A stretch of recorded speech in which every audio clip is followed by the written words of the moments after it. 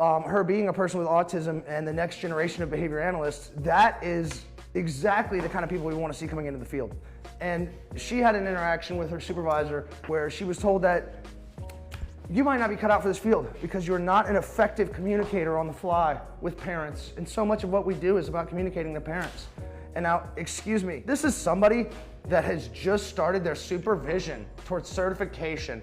Of course she's not good at different parts of it, but I've heard her speak and she's absolutely brilliant.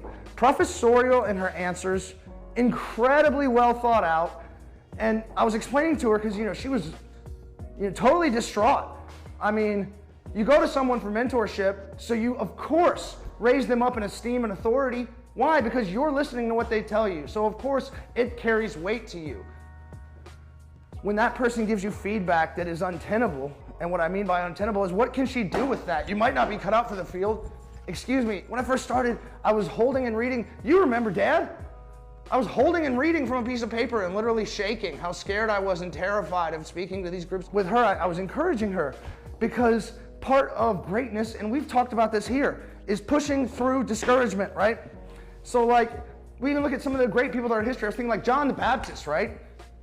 What did Jesus say? He said, who'd you go out to the wilderness to see? A reed blown over by the wind, right? Things that are pushed by the outside environment. And I told her, trees grow when the wind blows. That's what happens. The stress of the wind causes the trees to go higher. And I was explaining what we talk about. Charlie Bird, Neo from the Matrix, these fantastic, Magellan, who circumnavigated the globe, right? These people that do phenomenal things. We look at them and we remember them. And do you know how many were pushed down and discouraged by the outsiders?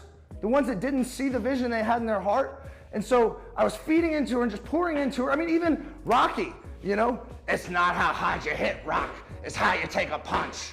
Just explaining like, hey, first off, she's been working with Dr. Bellotti, she's been working with me, we've been having these panels.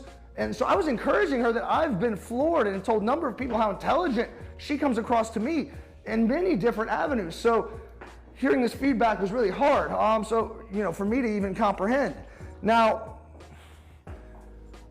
in addition to doing that, one of the things that I told her to do was, hey, come on down to Florida because, hey, this is free Florida, right? There's two places it seems like right now in the US where you can go to that actually have great climates and economies, and that's Florida and Texas, and everybody is fleeing there. It's free Florida, baby. So I said, come on down. Her family's got condos in Sarasota.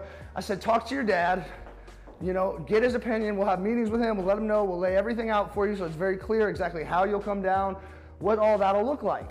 And it wasn't 24 hours, after we had this talk with her, just encouraging, pouring into her. And she's like, it's a no-brainer. I talked to my dad. I'm definitely coming down here. So she's going to be moving from Montreal, Canada, down here in order to work with us and be developed by us. And that is a perfect example of the power of encouragement, right? Because the great ones, they understand, okay, hey, if you want to be great, you got to be around greatness. You're the sum total of the 5 people you spend the most time around.